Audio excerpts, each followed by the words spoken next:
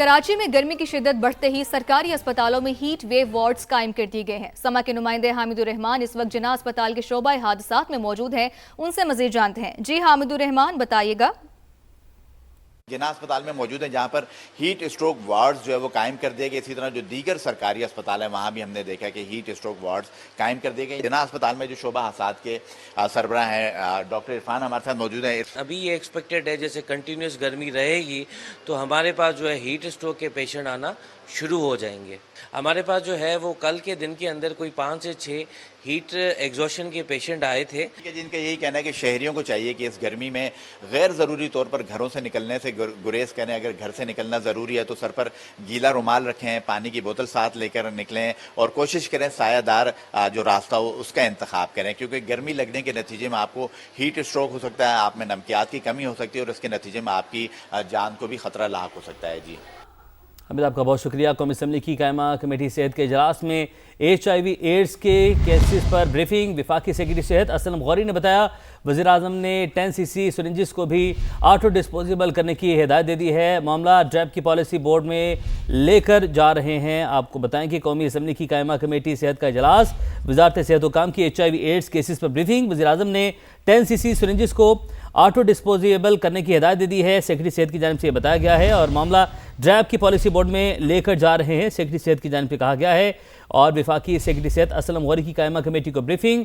HIV AIDS کے لیے global funds نے $65 ملین فنڈنگ کی ہے، اور گلوبل فنڈز کس کو کتنی رقم دیتا ہے یہ اختیار گلوبل فنڈ کے پاس ہے۔ وزارت قومی صحت سمیت کسی ادارے کو اعتماد میں نہیں لیا جاتا، اسلم غوری کی جانب سے یہ کہا گیا۔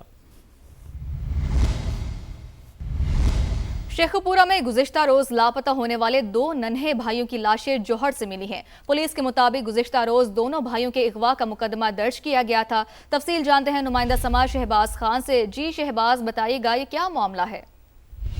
جی، یہ افسوسناک واقعہ جو ہے شیخوپورہ کے علاقہ مراج پورہ میں پیش آیا ہے، جہاں 2 روز قبل جو دونوں بھائی جو ہیں وہ گھر سے لاپتہ ہوئے تھے، جن کا تھانہ صدر میں اغوا کا مقدمہ درج کیا تھا۔ آج ان دونوں بھائیوں کی لاشیں جو ہیں قریبی جوہر سے ملی ہیں، جہاں جن کے نام جو ہے 4 سالہ اور 6 سالہ جو دونوں بھائی ہیں جن کی شناخت ہوئی ہے۔ پولیس مصروف تفتیش ہے، ابھی تک پتہ نہیں چل سکتا کہ ان کو وہاں پہ مارا گیا ہے، قتل کیا گیا ہے، یا وہ ویسے خود ہی اس جوہر میں ڈوب کر جاں باق ہوئے ہیں۔ جی صحیح، اپڈیٹس کے لیے آپ کا بہت شکریہ۔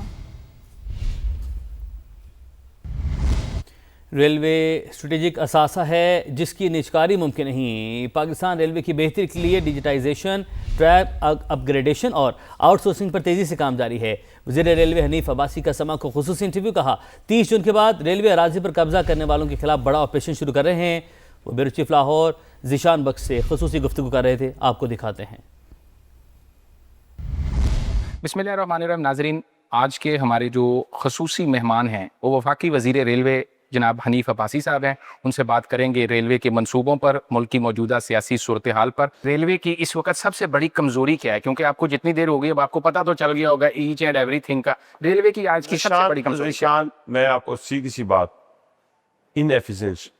انیفیشنسی بھی ہے، لیکن آپ ذہن میں رکھ لیں کہ ہمارا سب سے بڑا مسئلہ ٹریک ہے۔ ہمیں تو یہ نہیں پتا ہوتا ہماری پوچھ کہاں پڑی ہے، ہماری ویگن کہاں پڑی ہے۔ اب وزیر اعظم پاکستان نے خصوصی طور پہ پاکستان ریلوے کو ڈیجیٹائز کرنے کا ٹارگٹ دیا۔ وہ اب الحمدللہ FWO کی وسادت سے ہم پورے کا پورا اپنا ڈیجیٹائز کر رہے ہیں اس کو۔ اور وہ ڈیجیٹائزیشن یہ نہیں ہے، ابھی آپ ہمارا کنٹرول روم جا کے دیکھیے گا، جو پاکستان ریلوے کی تاریخ میں پہلی دفعہ اتنا ماڈرنائز ہم نے بنایا ہے، اور اسی طرح کے 7 ڈویژنز کے اندر ہمارے وہ بننے جا رہے ہیں۔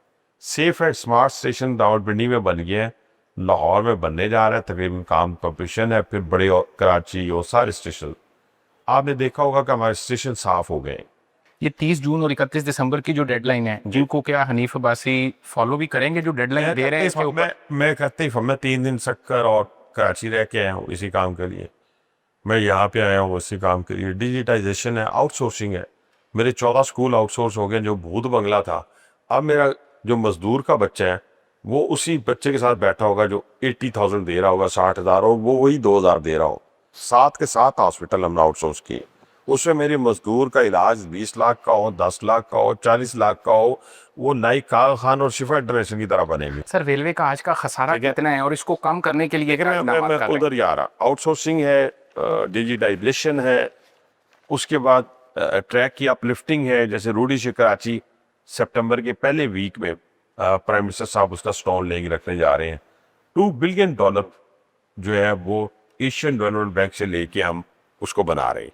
और आपको पता है वही सबसे पैथेटिक है, वो बन गया तो 5 घंटे का फर्क पड़ जाएगा लाहौर और कराची के दरमियान। पाकिस्तान रेलवे में पहली दफा हुआ है, सिंध के वजीर आला से मैं मिल के आया हूँ अभी, उनको भी इसी, उनकी कैबिनेट पे ये अप्रूव कर रही है, ये रूल्स अप्रूव कर रही है। तीसरी चीज जो है, हम पीपल्स ट्रेन कोयटा में 14 अगस्त को उसकी ओपनिंग करने जा रहे हैं।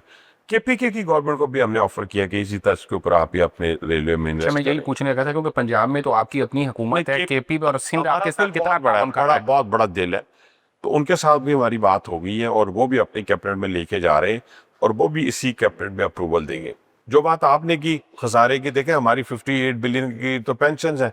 हमारा हमसाया मुल्क के अंदर 20% पैसेंजर अर्निंग है और 80% फ्रेट है। कभी जिंदगी में किसी ने ध्यान नहीं दिया। 9 साल से तो इस इदारे के अंदर लोकोमोटिव की मेंटेनेंस नहीं हुई। हम क्या करने जा रहे हैं, हम 2 और इनोवेशंस पाकिस्तान रेलवे में लेके आ रहे हैं। एक हम जो ऑटोमोबाइल व्हीकल्स हैं अप कंट्री के लिए, उसको इसी साल हम जो है ट्रांसपोर्ट करेंगे। दूसरा एडिबल ऑयल पाकिस्तान रेलवे नहीं ट्रांसपोर्ट करता था, 7 लाख टन साल का वो भी करने जा रहे हैं। ML1 की क्या स्टेटस है? मैंने भी आगे ढूंढा कि कहीं मुझे 1 किलोमीटर बना हुआ नजर आ जाए, मुझे नहीं मिला। अब ये जो मैं ML1 बता रहा हूँ, ये ML1 ही है ना, कराची रोडी, ये पिंडी लाहौर, तो अगर पार्ट्स में भी हम बना जाए तो बाकी भी बन जाएगा। इसी तरीके से रोडी नोकुंडी 900 किलोमीटर ये भी अवार्ड करने जा रहे हैं। ट्रेनों की सफाई और मैनेजमेंट पर जिस तरह भी आपने कोई मुख्तसर बात की, इसको कैसे देखते हैं और जो ताखीर की बड़ी वजह है इसकी क्या इनएफिशिएंसी इफेक्ट हो रही है इन दिनों, उसके लिए कोचेस की कमी थी। मौजूदा सियासी सूरत की बात करें, आप कैसे देखते हैं कि जो इस वक्त आपके सियासी मुखालिफिन हैं उनके पास कोई बयानिया है बाकी मुल्क में पॉलिटिक्स करने का, या ख़त्म हो चुका है अब उनका? देखिए मैं अभी सिंध में था तो सिंध में मैंने सखा में एक चिल्ड्रन हॉस्पिटल देखा, तो मैंने अल-नार आके उसकी स्टेट ऑफ आर्ट बना हुआ, तो मुझे नासिर हुसैन शाह साहब ने कहा कि आप देखें, निशान देख के तबीयत खुश हो, तो मैं क्यों ना कहूँ कि तबीयत खुश होगी। तो इसी तरह जब पंजाब के आप हॉस्पिटल्स को देखें, एक एक उठा के देखें, पंजाब की सफाई देखें, ट्रांसपोर्टेशन देखें, जब आप मरियम नवाज साहब जब आप ये इंटीग्रेटेड रोड्स की बात कर रही हैं, रेलवे की, इन सारी चीज़ों को देखें, CCD को देखें, क्राइम कंट्रोल डिपार्टमेंट को देखें, आपका क्राइम रेट ऐसे नीचे आया रावलपिंडी का। हम कंपैरिजन KPK वाले करते तो वो किसके साथ करेंगे? ना कोई हॉस्पिटल है, ना कोई ट्रांसपोर्टेशन है, ना कुछ सफाई का निज़ाम है, करप्शन की इंतहा है, मतलब आसमान को छू रही है। आपकी मुखालिफ जमात बानी की रिहाई को लेकर यकनुकाती एजेंडे पर असम्बलियों में भी एहतजाज करती हैं, कभी सड़कों पर एहतजाज करती हैं, उनको मुज़ाकरात की टेबल पर क्यों नहीं लाया जा रहा है, क्यों नहीं वो मेरी लीडरशिप ने, या एक और हमारी इत्तेहादी पार्टी है पीपल्स पार्टी, उसकी लीडरशिप ने तो वो फांसी भी चढ़ गए, जला वतन भी हुए, दहशतगर्दी का शिकार भी हुए। मेरी लीडरशिप 3 दफा कुत्ते छीनी गई, जला वतन हुए, कैद हुई, बाप के सामने बेटी गिरफ्तार होती है, भाई गिरफ्तार होता है, पूरी फैमिली पे कदमें लग जाती है। लेकिन जो पाकिस्तान की सालमियत से खेलेगा वो अब पॉलिटिकली वो डायलॉग के लिए उसको हम एंगेज नहीं करें। रेलवे को प्राइवेटाइज करने का कोई मंसूबा है या पब्लिक प्राइवेट पार्टनरशिप के तहत ही इसको बेहतरी? जो सबसे पहली बात यह है कि रेलवे एक स्ट्रेटेजिक एसेट है, ये बारहा मैं कह चुका जब तक आया, और ये डिक्लेयर्ड है, डिक्लेयर्ड स्ट्रेटेजिक एसेट है, ये प्राइवेटाइज नहीं हो सकता।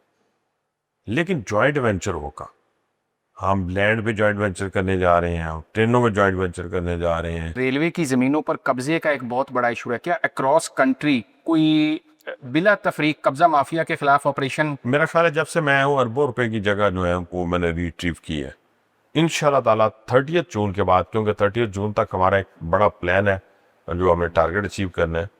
अभी भी डेली हो रहा है, हम किसी को जगह पे कब्जा नहीं करने देंगे और जिसके पास है वापस लेंगे।